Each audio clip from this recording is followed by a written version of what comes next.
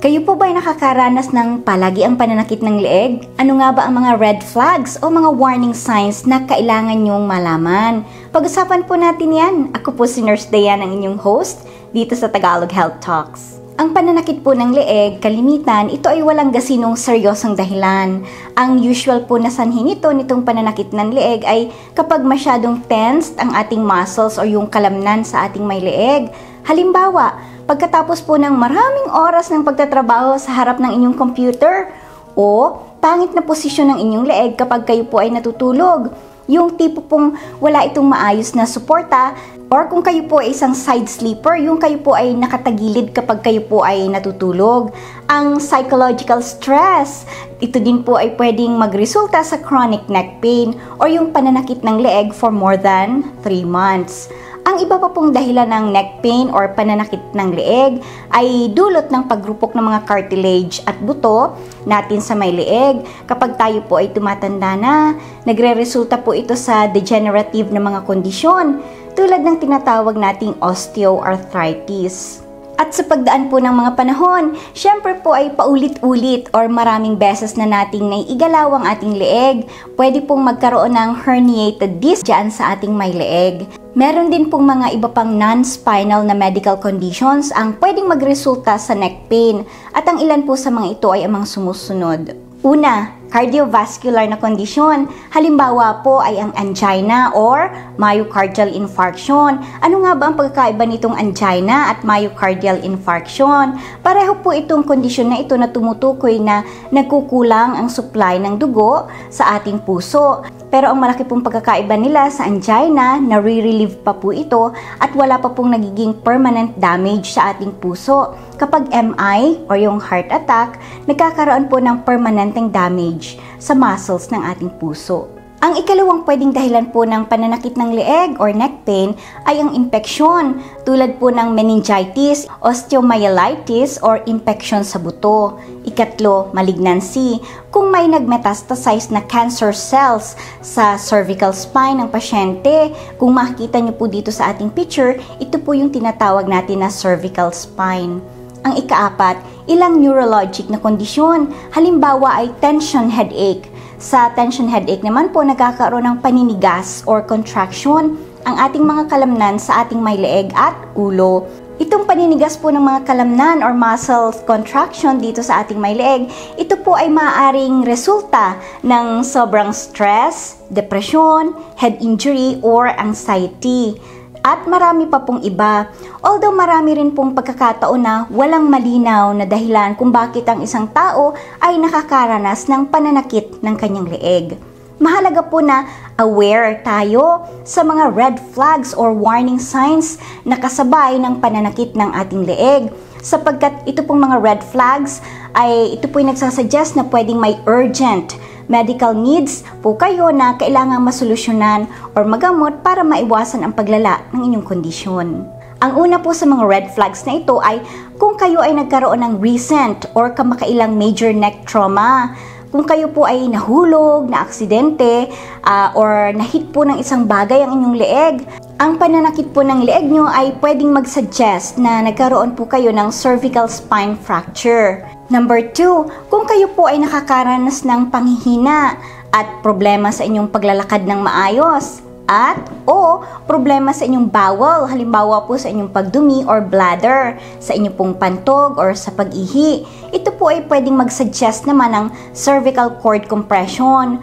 Kapag yung spinal cord nyo po dyan sa may cervical spine ay naipit, may video po tayo niyan dito sa Tagalog Health Talks about cervical spine fracture. Ikatlo, kung kayo po ay nakakaranas ng stiff neck at may kasama po itong lagnat or pananakit ng ulo, ito po ay maaaring mag-suggest ng impeksyon tulad ng meningitis. Ikaapat, biglang pagbagsak ng timbang, suggestive po ito ng malignancy or kung kayo po ay may active cancer cells. Ikalima, history ng cancer. Pwede pong magsuspetsa ng metastatic disease sa inyong cervical spine ang inyong doktor. Ika-anim, pananakit ng unahan or ito po yung anterior part ng ating leeg at dibdib. Maaari naman po itong mag-suggest ng angina or myocardial infarction or ito po yung atake sa puso. Ikapito, kung nakakaranas po kayo ng parang tusok-tusok na pakiramdam sa inyong mga braso, kamay or daliri, kasabay ng pananakit ng leeg, or kung nahihirapan po kayong igalaw ang mga ito, maaari rin po itong mag-suggest na may naiipit na ugat sa may cervical spine. Ikawalo, kung ang pananakit po ng inyong leeg ay moderate to severe, kung ito ay nararanasan nyo ng mas mahigit pa sa 6 na linggo, at nagiging dahilan po ito para kayo ay hindi makatulog ng maayos o para hindi nyo po magawa ang inyong mga pang-araw-araw na gawain. So yan po yung ating mga red flags na kailangan nyo pong magpatingin talaga sa inyong doktor.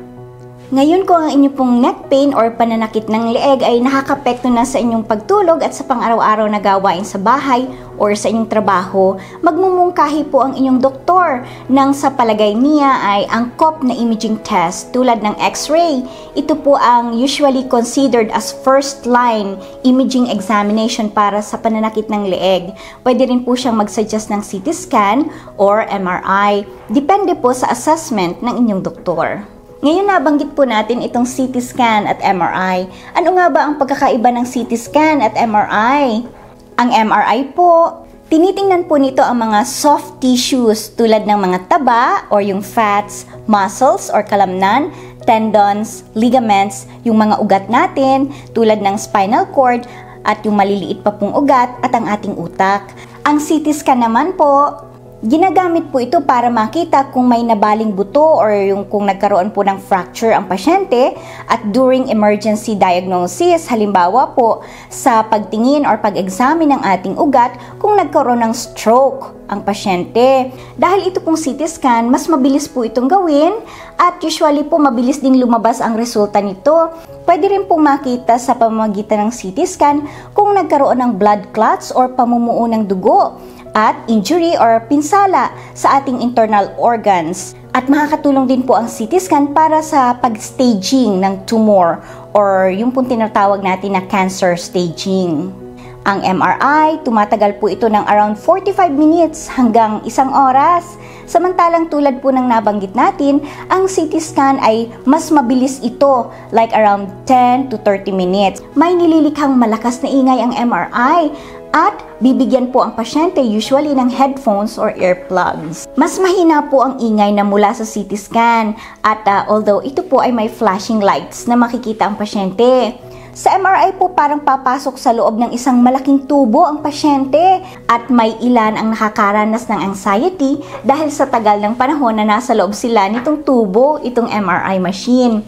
Sa CT scan po, mas marami po ang komportable sa CT scan dahil ito ay hindi fully enclosed. Ito po ay parang donut shaped. Ano nga ba ang mga advantages ng MRI? Mas detalyadong mga images ang kaya po nitong ibigay. Hindi ito gumagamit ng radiation at mas clear na picture ang kaya nitong ibigay lalo na kung titingnan ang mga soft tissues, joints, organs, utak at puso ng pasyente. Ano naman ang mga advantages ng CT scan? Well, ito po ay mas mura compared sa MRI. Mas madali po itong gawin, kaya ito ang mas kaagad nagagawa kapag may emergency situations at kailangan ng mas mabilis na resulta. Makikita rin po nito kung may pagdurugo sa ating mga soft tissues, like sa ating internal organs, kung may tumor ang pasyente o kaya po ay kung nabalian siya ng buto or fracture. Ano naman ang mga disadvantages ng MRI? Ito po ay mas maingay at kinakailangang tanggalin ang anumang metal sa katawan ng pasyente tulad ng mga alahas.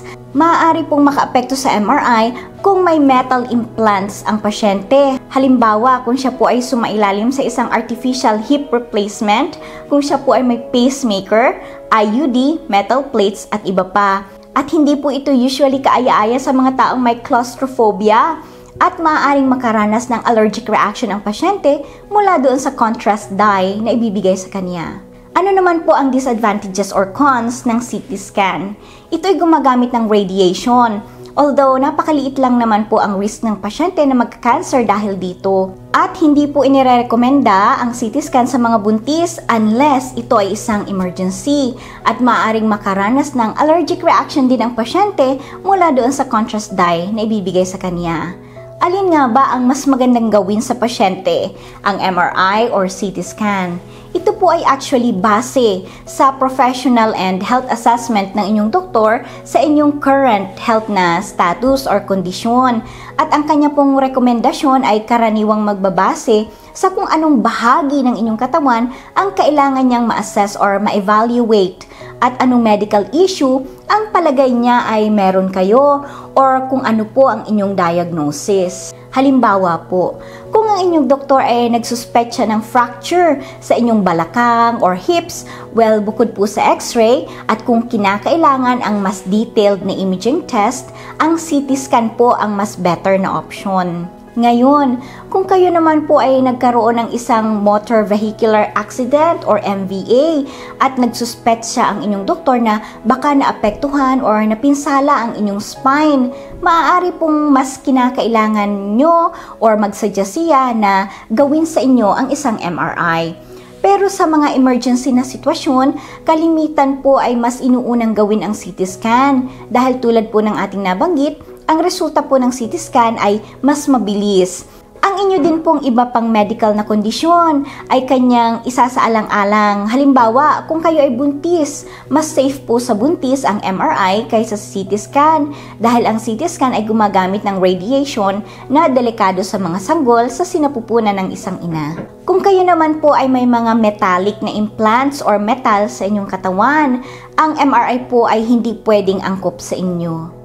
Kung nagustuhan niyo po itong aming video at nais niyo pa pong makapanood ng iba pang Tagalog Health videos, paki-like lang po at mag-subscribe dito sa aming channel, dito po sa Tagalog Health Talks. Muli po, ako po si Nurse Dayan at ako rin po ang creator ng Tagalog Inspirational Talks.